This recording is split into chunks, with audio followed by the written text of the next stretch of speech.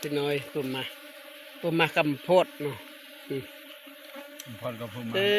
มนี่ปุยมาอย่าชมโพดเลยคือนางยำโพดคือพอเรามีปักหอมมือจะโตเลยอย่าโตมาปวดวัวร่องแต่เราทริปเลยนาระนะ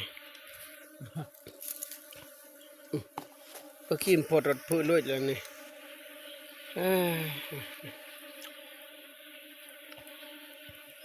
ของตี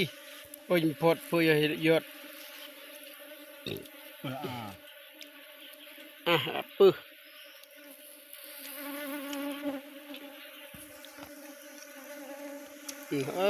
ปวดเลยนะอันปวดนี่